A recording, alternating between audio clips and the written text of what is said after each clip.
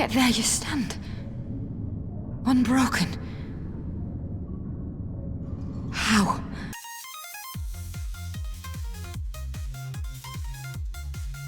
Damn you. I think that pretty much sums up the Warrior of Light up until this point. So let me say welcome everyone to the Sprout Talk for Final Fantasy XIV's post-Stormblood patches. We're in for a good one. To start this off, I just want to say that I really enjoy the way these story writers depict how war starts and how it twists and warps an individual, and that's the type of nuance we get in the 4.1 patch with Fordola. She's not this inherently evil person going out of her way to hurt people. It's the actions of others that push her in that direction and force her to go against the grain of who she actually is. And sure, this patch is a little slow because of it, but it's a nice breather after the peak of the base Stormblood MSQ. I also really like the theme of what do you really want to do? What do you do after the fight ends? And that's present with Fordola, Raban, and all the other Alamegan leaders. It might be because Season 2 is currently on, but it feels very free-reign coded in that sense, at least to me anyway. But then we reach what starts out as my least favourite thing they could have done, like bringing back Gotsutsu and Yotsuyu. I know the golden rule, but this is like the 6th time in as many, I'm gonna say, expansions at this point, and it's beginning to feel a little hollow. And while I think everyone will agree here, I don't think this is a hot take in the slightest, but Amnesia stories are absolutely exhausting, and while every time a story I really enjoy just dumps this sort of an arc right in the middle of everything,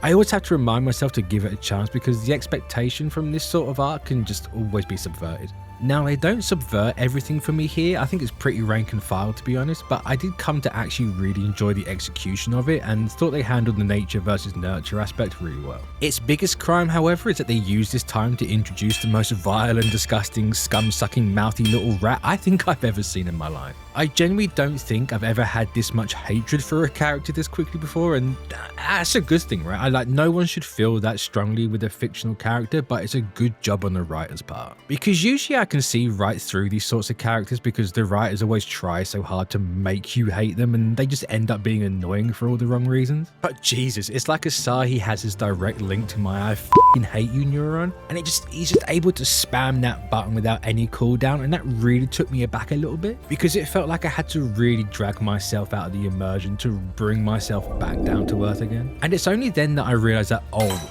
this is how they distract you from the Amnesia trope. They don't have to do anything new. They just had to make the most diabolical little shit human hands have ever created. It's genuinely like they caught lightning in the scummiest little bottle they could find, and Asahi Brutus is what slimed out of it. And then to top everything off, they graciously give us the 1-2 combo of Asahi and a resurrected Xenos, and those two are a nasty combo. Like, I love it, but nasty nonetheless. But it's not just the one Xenos though, is it? No, we somehow, Ascians, I know it's you, have two, and now Gaius is back as an Ascian hunter. Okay, I know they called him Shadow Hunter, but don't insult my intelligence. I know full damn well who that man is, okay? But just what the hell is even going on anymore? 4.3 is just throwing everything at the wall, and I'm not gonna lie, everything is sticking so far, so I'm here for literally all of this. I don't even mind the funny little side quest to have Magni thirst for Y'shtola and that whole bit in the steps. Like, that was a change of pace of all time. But now we're at the part that I love this. We have these spinning plates all going at once and things are ramping up, and what do? They just start having the Scions drop one by one, making the Warrior of Light's job all that much harder and a bit more stressful, and this seemingly random voice always speaks up in the most inopportune time, and boom, another Scion has hit the ground, and then Kani-sana has the audacity to say that is something forcing souls out of the body. I'm sorry, but excuse me. But let's not worry about that right now because we have to lore dump about Garlemald really quickly because Solus Vos Galvus is an Ascian. Well, because of course he's an Ascian, right? Ascians are 14's version of a wizard, did it? Not that I have much to say on that right now. It's a really cool reveal, but all I could really focus on were those damn violins backing the whole thing because they had me sitting there the entire time bouncing. It's pure, classic, unfiltered moustache twirling villain music, and I adore it. And now I find myself in a bit of a weird spot because all I want to do is talk about everything that happens, but I don't want to spoil anything for anyone. But basically from the second the Eorzean and Garlemald peace talk meeting started, I was locked the f*** in. That was until the last Scion hit the ground. And I'm only able to sit there like, seriously guys, what's going on? I'm scared.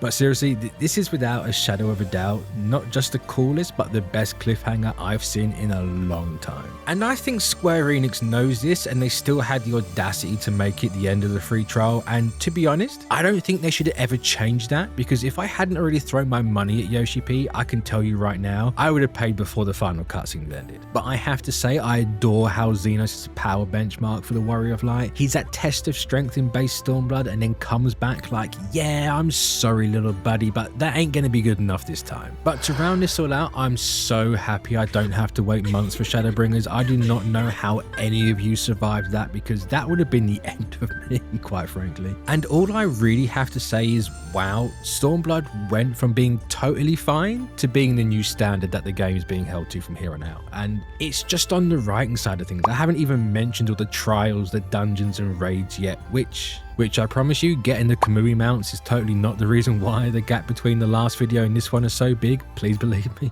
But I really want to talk about Eureka for a minute, because while 14 has been my first MMO ever, I've never had to do that constant mob grind of the classic MMOs, and at first I was dreading the idea of doing something like that for hours on end, but to be perfectly honest, Eureka clicked really quickly for me, and I think I spent about a month in total going through all 3 zones, and I haven't done the Baldessian Arsenal, mainly because I haven't had the time, so I can't say I've finished Eureka, but I got everything I initially went in there for, and since then, when I don't feel like doing anything, it's become this little sanctuary for me. I can put on some music and just relax, and honestly, I fell in love with everything about it. And to quickly touch on them, the normal and alliance raids, really enjoyed Omega, start to finish, great. Honestly, my favorite so far. I can't say the same for the alliance raids. I think they're good. I just think they tried to overcomplicate some mechanics, which by that I mean, yes, I don't know my prime numbers. I failed maths in high school twice, okay? So yeah, I wasn't expecting these patches to do all that they did, so I was really surprised with the jump in the quality, and I certainly wasn't expecting Eureka to pop off for me like it did, and honestly, I can't wait to talk about everything that comes next after all this. So let me end this with a thank you so much for watching. I hope you all enjoyed it, because I enjoyed making it, and if you want to see more, hit the like button, drop a comment down below, and subscribe to make sure you don't miss the next one. It won't be 6, 7, 8, 9 months, I promise, hopefully. So make sure to check out what else we got on the channel. Pro and Noob has Jared finally watching Attack on Titan, and we are loving it. And how can you not love one of the best shows of all time? So make sure to go check that out. And with that, I've been Mitch692, and as always, you've been great. And this has been the Sprout Talk for Final Fantasy XIV post Stormblood. So peace.